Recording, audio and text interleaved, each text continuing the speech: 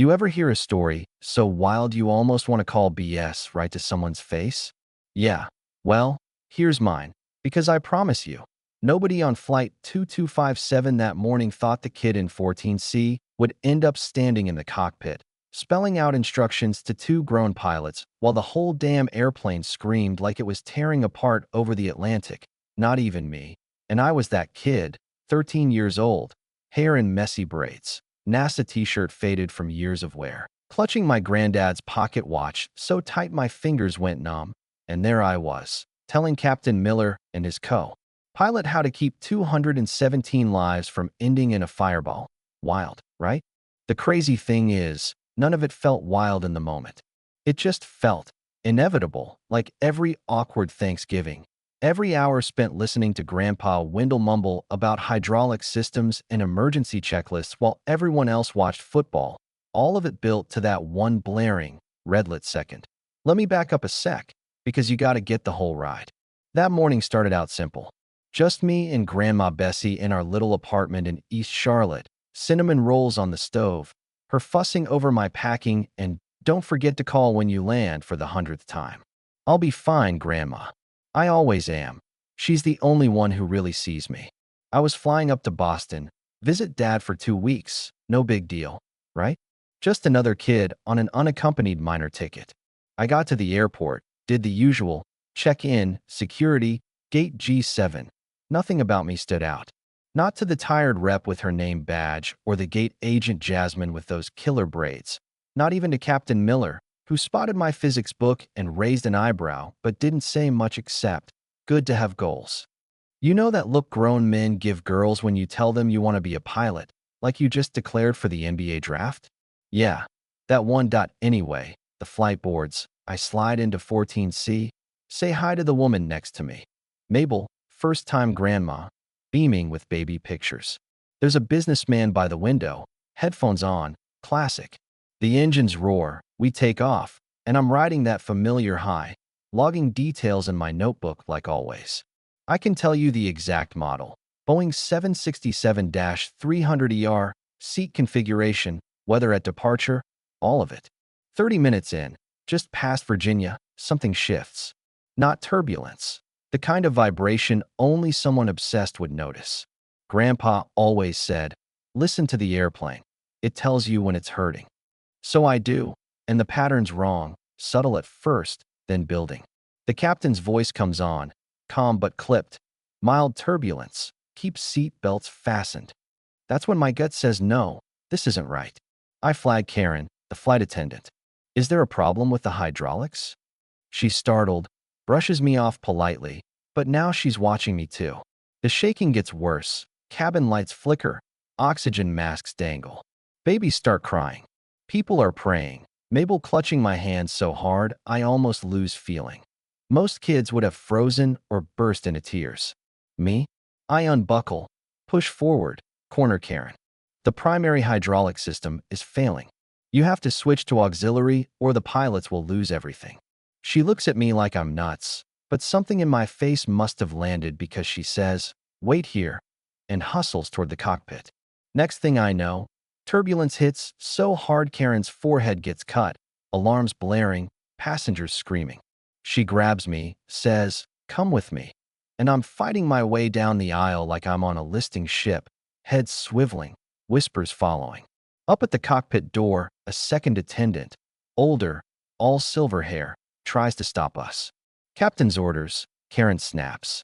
"Get the crash kits." That phrase lands like a brick. People start crying harder.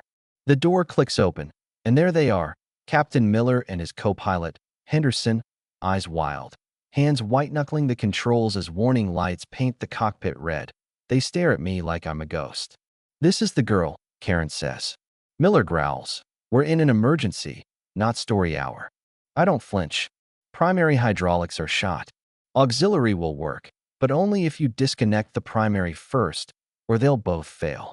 Henderson starts to protest, but I cut him off, fast and clear, using every technical term Grandpa ever drilled into me. "The FMS is lying from the lightning strike. Manual override now. You have 27 seconds before the backup generator fries too." That's when Miller's wall cracks. How do you know? My granddad was Wendell Jackson, flew this exact model 20 years. My dad runs MIT simulations. I've spent half my life in them. Silence. Then Henderson says, we're losing altitude control. Miller stares at me, calculating. What's your name? Illy Jackson. All right, Illy. Talk us through it. And just like that, I'm doing what I was born to do. Systems, disconnects, manual overrides. My voice steady, my mind ice clear. Bit by bit, the chaos dials down. Alarms quiet. Henderson's breathing slows. It's working, he says, as if surprised to still be alive. Miller, hands steady now, says, we've still got to land this bird, Baltimore's closest.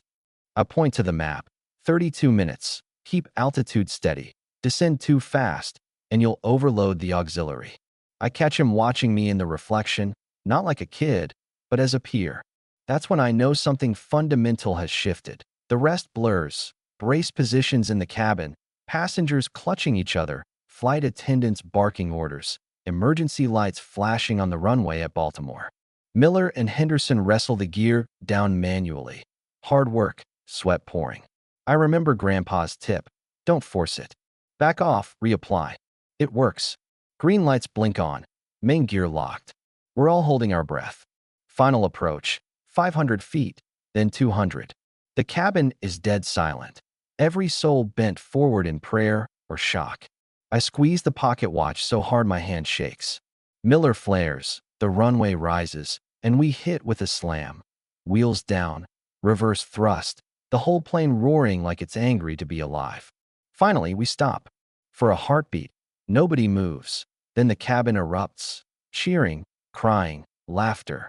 Miller turns to me, face raw. 34 years, and I've never seen anything like this. Thank you, Miss Jackson. I shake his hand, feeling a lifetime pass in a second. Out in the cabin, people start piecing together what happened. Mabel runs up, nearly knocks me over with a hug. Are you all right? What on earth were you doing? Helping, I say, suddenly feeling my age, exhaustion crashing over me. After, the airline, the FA, everybody wants answers. I'm pulled into a room, asked a million questions. How did you know? Who trained you?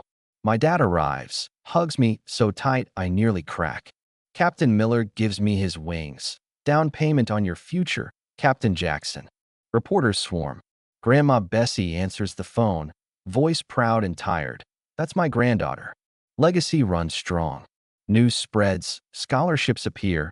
People debate if I broke rules or saved lives. They start talking about opening more doors for kids like me. People like Grandpa who were told, not your place. Miller tells everyone who'll listen, expertise is expertise, doesn't matter what body it shows up in. I end up at an aviation program in Atlanta, 3 years younger than everyone else. Instructors watch me, curious, a little wary. First flight in a Cessna, hands on the yoke, instructor grins. You've been waiting for this, haven't you? Damn right I have. Every time I fly now, I remember that day, what it felt like to be doubted, and then to be heard. I tell the next kid in line, keep asking questions, keep learning, don't let anyone tell you you can't. Every logbook entry is another stone in the path Grandpa built for me. I still get nervous, still get looks. But I remember what Miller said. The airplane doesn't care who's right, only what's right. The industry's changing, little by little. More scholarships, more stories like mine. Protocols adapting. Captain Miller texts before big flights. Using the Illy protocol today, always ask, always listen. I smile, because I know there's a kid out there now, sitting by a window, notebook in hand, feeling the engines, waiting for someone to recognize what they're capable of. So, yeah, I was just a passenger once.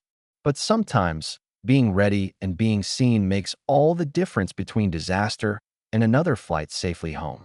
If my story made you think, even a little, about who gets to be the hero, hit subscribe, drop a comment. Tell me, have you ever watched someone underestimated change everything in a moment? Let's hear it.